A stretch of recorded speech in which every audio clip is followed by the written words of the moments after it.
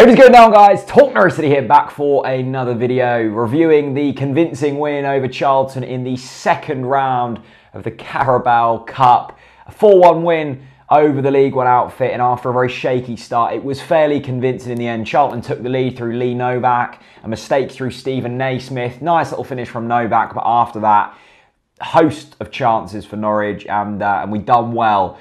It started dodgy though, didn't it? I mean, Stephen Naismith still being deployed in that kind of midfield role, and I'm not convinced. Daniel Farke clearly sees something in that me and a lot of other Norwich City fans don't see, and I think we probably got away with it a little bit tonight. The defensive shielding of Alexander Tete kind of allowed us to give the ball away a little bit more, but you just think that if we do that in the Championship, rather than up against a very youthful League One side who'd made 9 changes since their win at the weekend, we would have been punished more for our mistakes early on.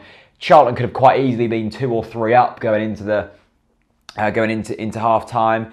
The difference was it was 1-1, and we could really start to build off that. And the first 20 minutes was incredibly lacklustre, us not keeping the ball once again. And it does seem like we're trying to implement this new kind of routine and this new way of working, but at times, some people are trying to do different things to each other. And I guess that is just the natural evolution of trying to implement something new, is that it will take time. Some people are developing quicker with this than others. Marley Watkins was being deployed as a striker, which was very interesting. I think we'll kind of realise that Daniel Farke saw Marley Watkins as more of an out-and-out striker than a winger, which was good. And like I said in my preview, this is the perfect opportunity to try and bed players in, experiment a little bit with formations and positioning, and that was all positive. But we got back into the game through Josh Murphy, who once again had a fantastic evening, coming straight off the back of his great performance against Aston Villa. Another few goals for him tonight. Once again, I said in my preview, it'd be brilliant if he could carry that momentum forwards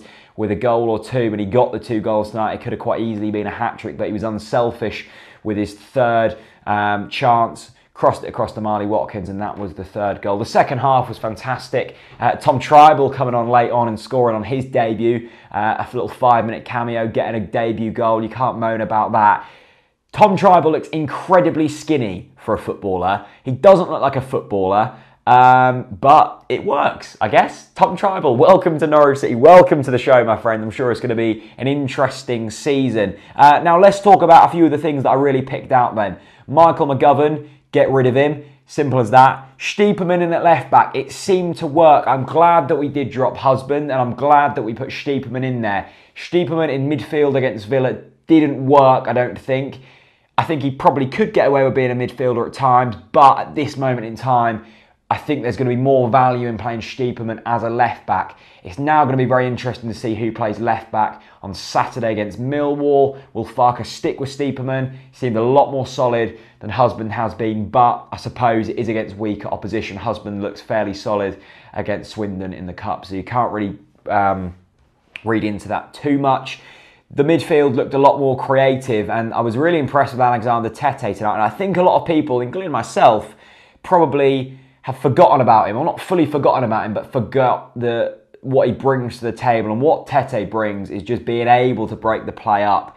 Now, there's going to be games this season that aren't suited to Tete. There's going to be games that see him by and are too quick for him. But in certain games, like tonight, and probably games at home against the likes of Burton, Millwall, teams that you expect to beat, I think he's going to be a really good option to go with. And possibly you could even fit Tete and Harrison Reed in the same team. You could put Reed just in front of the defence, and then you could play Tete next to either a Maddison or a Houlihan, just to add that little bit of prowess, a little bit of experience, and a little bit of physical, a bit of a physical nature that we haven't quite seen against Sunderland when we played Naismith and Vrancic together, and also against Aston Villa. I think that could work really nicely. I think Harrison Reed obviously comes back in on Saturday. I think Maddison has to start. Houlihan has a possibility of starting. He was excellent once again tonight. Them killer through balls are always going to create chances.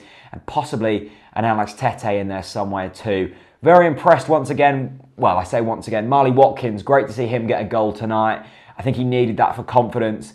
I think it's good to see him playing in that striker role in a game like this. I think there's going to be times this season when we rely on Marley Watkins to just get us through, get important, gritty goals at times. There's going to be Tuesday night away games, Friday away games, where we just rely on Marley Watkins to pull out something special. And it was great to see him get a goal tonight, and I think he'll chip up with a few goals this season. But on the whole, decent.